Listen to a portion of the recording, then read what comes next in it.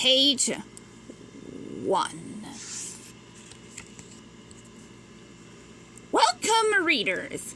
Telling spooky stories with friends and family is a time-honored tradition and one I am excited to share with you.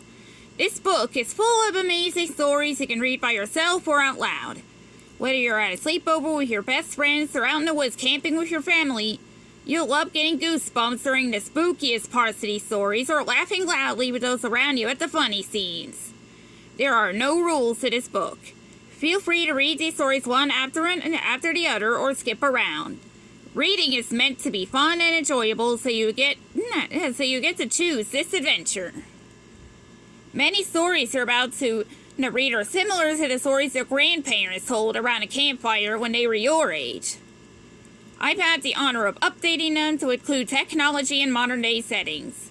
So what are you waiting for? It's time to get started. Which story do you want to read first? The choice is all yours. Happy reading, Kellyanne.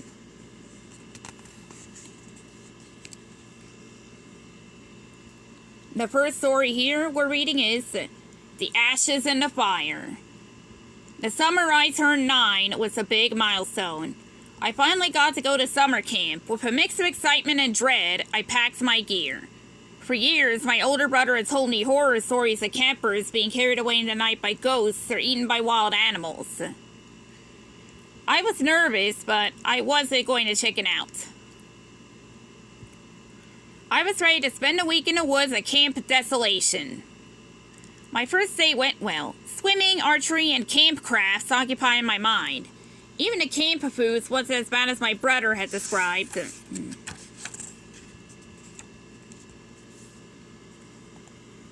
But as the sun began to set, I felt the hair stand up on the back of my neck. Before I knew it, the sky was surprisingly dark. Much darker than it got at home. The stars overhead twinkled more brightly than I had ever seen back in our city, in that neighborhood. All my senses were heightened as the other kids and I filed down the trail to the council fire.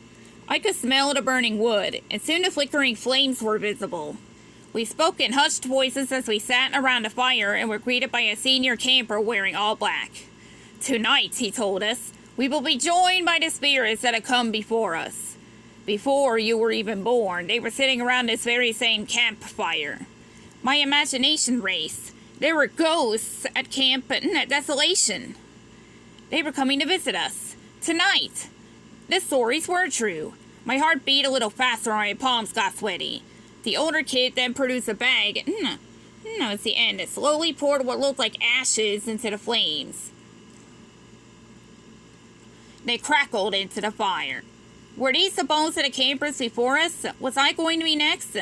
Every instinct told me to run before it was too late. But I was frozen in place. I wanted to move, to run and hide. But I was even more scared of leaving and missing out on this opportunity of a lifetime.